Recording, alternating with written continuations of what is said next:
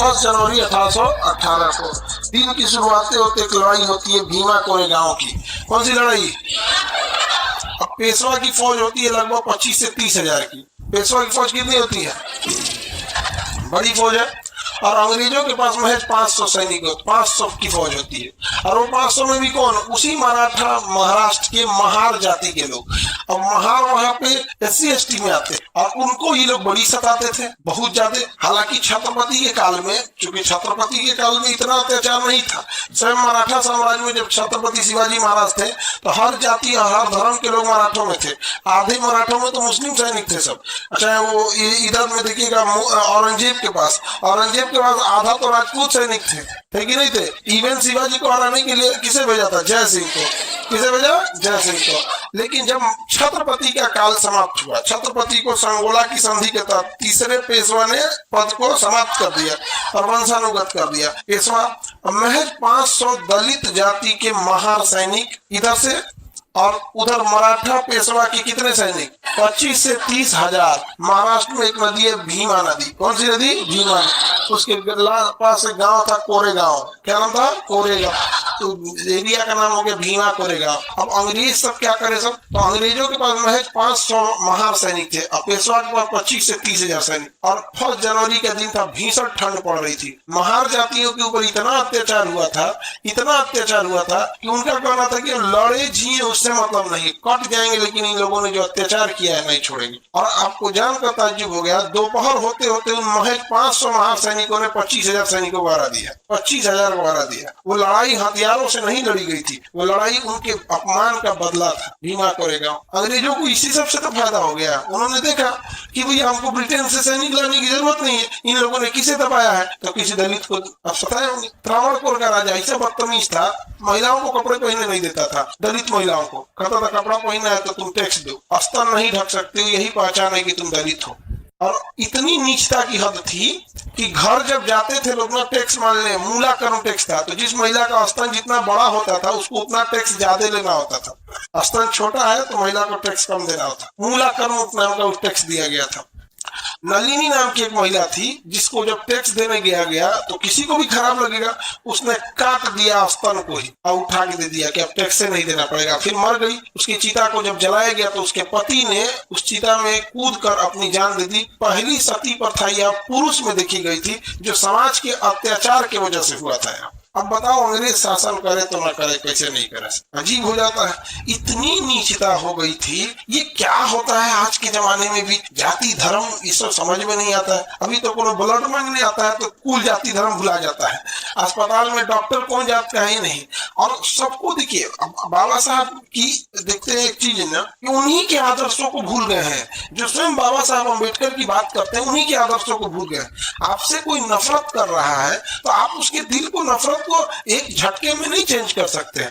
आप उस लायक बनिए। सपोज कीजिए कि कोई आपकी जाति से आपको बहुत नफरत कर रहा है, आप अपने बेटा बेटी को पढ़ा के बहुत बड़ा डॉक्टर बना दीजिए, उस एरिया का बहुत बड़ा डॉक्टर, चाहे वो बच्चे का डॉक्टर हो, बूढ़े का, कोई भी। सपोज कीजिए एक छोटे बच्चे का पेडियाट्रिक डॉक्टर बना दीजिए। पेडियाट्रिक मतलब होता है बच्चे वाला, गायनिक मतलब होता है महिलाओं वाला।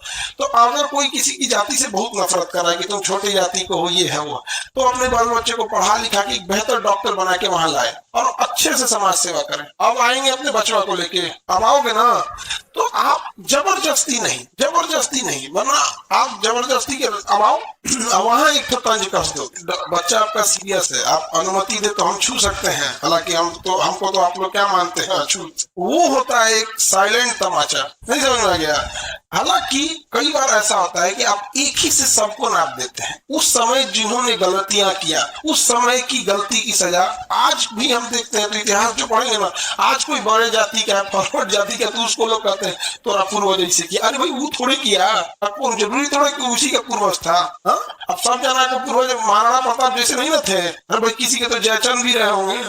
अब सबको जिनको नाम के आगे सिंह लिखा है, आप सबको महाराणा प्रताप नहीं ना समझ सकते।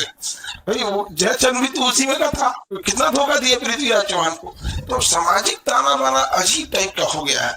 और जब आप पढ़ाई लिखाई नहीं कीजिएगा, ये सब नहीं करेंगे, तब तो पीछे ही रह जाएंगे, नहीं समझे। महिला जो होती है लोग, आप महिला लोग को जब जॉब हो जाता है, तो महिला लोग को जिस दिन जॉब हो जाएगा उसी दिन जो पुरुष बार बार कहते हैं महिलाओं को घर में रहना चाहिए, ये रहना चाहिए, तब महिला सब अगर जॉब हो गया, मान के चलो तुम एसपी बन गई और उसका कहीं कुछ हत्याकांड हुआ, तब जाके कहो कि महिला है, हमसे FIR लिखाइएगा कि यूँ करिएगा कि हम जब आपका ट्रांसफर हो जाएगा तब लिखवाएंगे। या तो महिला है, एक्सेप्ट कर लीजिए कि हम जांच करेंगे और हत्यारों को हम सजा तक ले जाएंगे, नहीं तो इंतजार कीजिए कि आपने महिलाओं की पढ़ाई का विरोध किए थे, हमारा ट्रांसफर हो जाएगा तब, तो अपने आप को उस जगह पे ले जाया जाता है, नहीं समझे।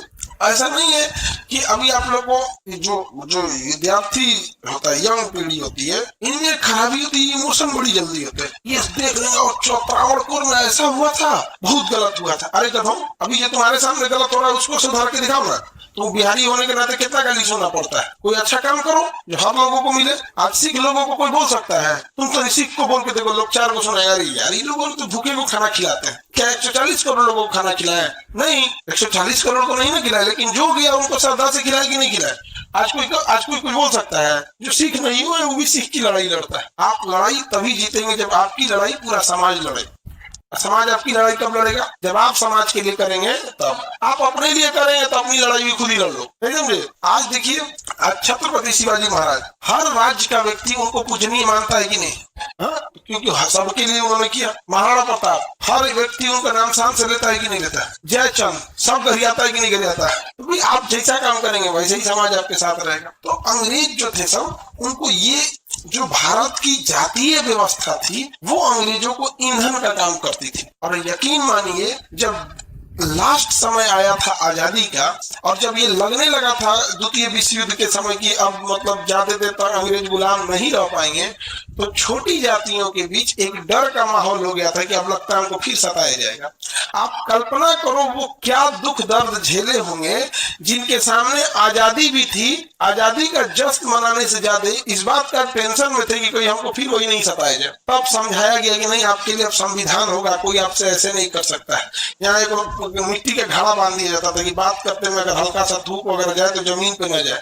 पीछे ना बोरा बांध दिया जाता था, या झाड़ू, बड़ा सा झाड़ू कमर में बांध के बोरा के ऐसे जाए तो उसके निशान मिट जाए। और चप्पल नहीं पहन सकते हैं, कैसे जाना पड़ेगा? नंगे पैर तो बहुत बड़ा चीज होता है, तो अपने शौकों से नंगे पैर चल देता। त्रावणकोर में तो महिला को कपड़े पहनने नहीं दिया।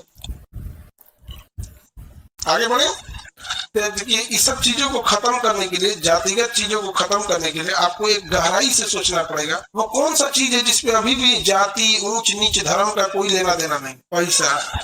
मजार पे भी चढ़ जाएगा, मंदिर पे भी चढ़ जाएगा। बड़ी जात को भी चाहिए, छोटी जात को, महिला को भी, पुरुष को भी, मराठी को भी, बिहारी को भी, सबको। चीज को समझो, जितना जल्दी समझ जाओ। समाज दिखावा करता है कि उसे पढ़े लिखे लोग पसंद है, एक्चुअल में सोचने को अमीर पसंद है। अमीरों की इज्जत होती है, पैसा नहीं है तो किसी की भी इज्जत नहीं होगी। तुम तो पढ़े लिखे लोग हो, कौन सा इज्जत हो रहा है तुम्हारा? होगी नहीं? पढ़े लिखे हो जाता है इज्जत, लेकिन अभी नौकरी हो जाएगा तो क्या जी इसमें? हाँ, दोनों का गलती है, एरिया बाई एरिया है। हाँ, ये चीजें भी गड़बड़ है। आप लोग भी कभी फील किए होंगे कि लॉज लेने में भी ये झमेला है कि इस धर्म के हैं तो आपको, इस धर्म के आदमी को यहाँ लॉज मिलेगा तो यहाँ नहीं, उस धर्म का आदमी उधर। अभी आप जैसे कह रही है ना कि हमको इसको नहीं मिला, जैसे एरिया बाई एरिया है। सब्जी बाग साइड में चल जाओगे तो एक धर्म है, उधर उसको नहीं मिलेगा, तो इधर चल जाओगे तो उधर नहीं मिलेगा। इधर आप एगो को दोषी नहीं करिएगा।